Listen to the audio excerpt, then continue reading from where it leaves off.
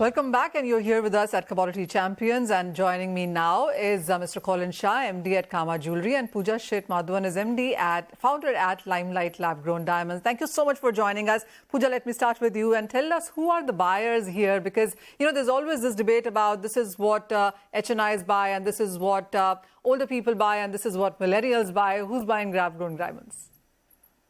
Yeah, sure. I think it is the millennials that are looking out for lab-grown diamonds. I think there are two reasons why, they're sort of rooting for lab-growns. The first one being the fact that they are environmental friendly and sustainable. And the second one is that every millennial today is extremely value conscious. So getting bigger the rock in the same price is an extremely attractive proposition for every millennial. India today has the largest millennial population in the world, larger than the entire population of United States. So the Indian consumption market is definitely warming up to lab-grown diamonds. And we're seeing a lot of millennial girls, especially asking their boyfriends or fiancés to get them a lab-grown studded engagement ring.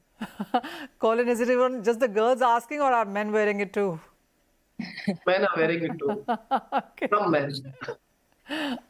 Okay, quality. Colin, I also want to ask you on if 10 years ago, 10 diamonds, let's not go 10 years, 5 years ago, if 10 diamonds were being sold, what was the share of lab growns and what is it now? What is it expected to be?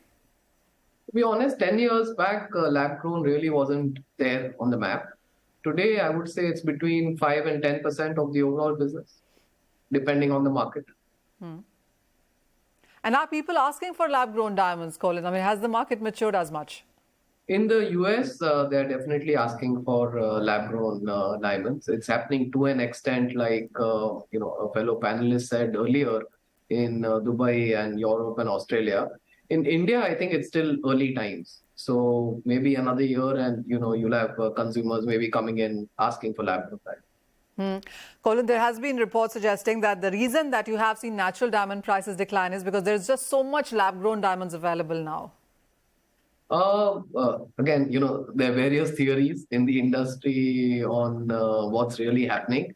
But I can only tell you my own personal opinion is natural diamonds aren't really falling because of any, I would say, other factor other than the economic turmoil that we are in globally, and especially the American market with high inflation, high interest rates, Russia-Ukraine war, China not yet getting back to normal from COVID, and everything that's happening in Europe and Gulf.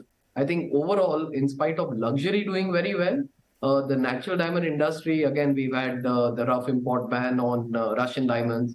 So I think there's just too much of turmoil happening globally. And lab-grown is maybe, one more factor amongst all the other factors. All right. So in natural diamonds, you're not seeing any respite on the smaller sizes, especially below 20 points.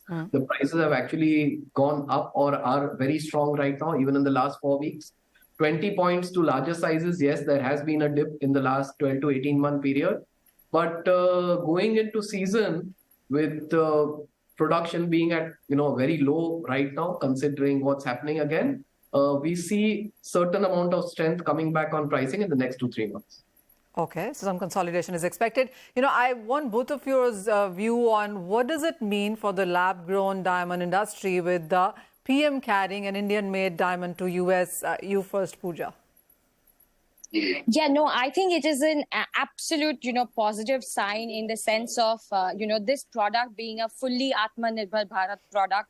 Right from growing the rock to cutting and polishing to studying it in a fine piece of jewelry. Everything happens in our country.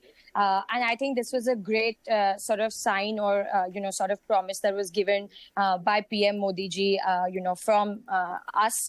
And also to note is that every lab-grown diamond grown with the CVD method is a type 2A diamond. Something that India, originally had through the Golconda mines. For example, our Kohinoor was also a type 2A diamond. It was nitrogen free and purely formed of carbon. And that's something that CVD as a technology gives us. So I think there was a lot of, historic sort of prominence also to the lab-grown diamond that has been gifted. Oh, absolutely. I also want to come to both of you on price part of it, and to you first, Pooja. So while we do understand that lab-grown is at a one-third price of what you will have to pay for natural diamonds, how do you see this pricing, and how would you still look at the debate about natural is natural and lab-grown not so much? Yeah, no, I think it's important to understand why there's such a price difference. A lot of consumers feel that because it is, cheaper, there may be some compromise in quality. But it's important to understand that, the majority, 70% of the natural diamond pricing that we pay as a consumer is the cost of mining and extracting it from below the earth's surface. That's the mining cost that we save in lab-grown diamonds, and that cost is being passed as a benefit to the end consumer. So there's absolutely no compromise in quality. In fact, we are superior. I mean, lab-grown diamonds are superior in terms of being Type 2A quality. So that's something that consumers should sort of appreciate when it comes to lab-grown diamonds, that there is absolutely no compromise in quality. Colin, going forward. Yes. Sorry.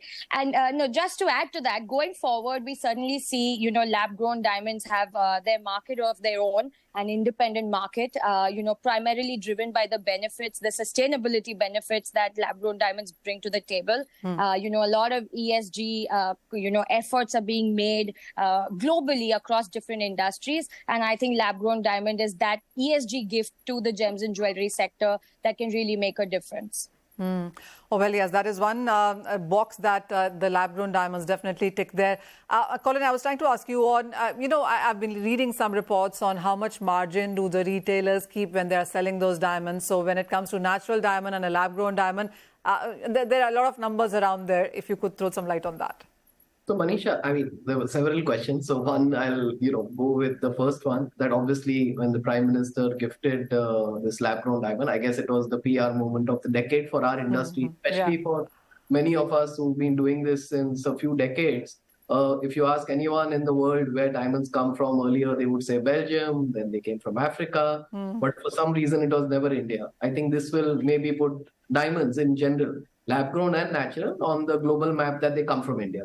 So that's one. Second is on pricing. I guess, like any other product which is made, I guess, with machines, there always is going to be a scenario where the machines get more technically advanced, more productive. And as that happens, we will see excess supply and maybe not that much demand.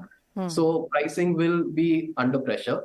Coming to margins, I guess, see, like any other business, and whether it's the TV business, the entertainment business, everyone has to look at their gross margin, rupees or dollars or value addition in terms of percentage and absolute terms.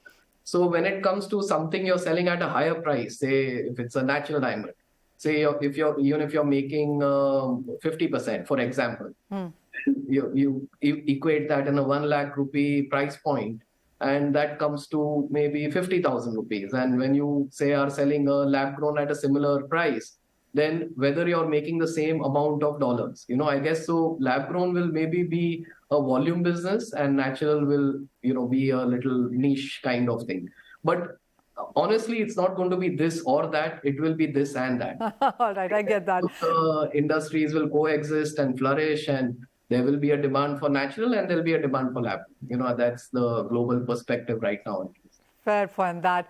Okay, I have a last minute remaining, and Pooja, this one is to you. Even as Smith was pointing out that 5 years ago there were 40 reactors. Right now there are 1,200.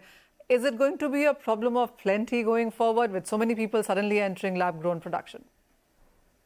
I think I have a different take on this in the sense that, this technology has existed in the form of industrial diamonds for the last 40 years, so it's not a new technology, but the ability to produce gemstone quality diamonds is something that we have recently recognized and, invented in the last decade or so. So, the ability to come into the market and, provide consistent quality, consistent supply, consistent output is not that easy, So I believe that, the demand is significantly, today we are not we have only seen US as a market, sort of extremely mature when it comes to lab-grown diamonds. But the other markets are still sort of at their nascent stages, So we definitely see that the demand is going to sort of rise in the coming years. And when it comes to supply, yes, of course, it's a technology-based product.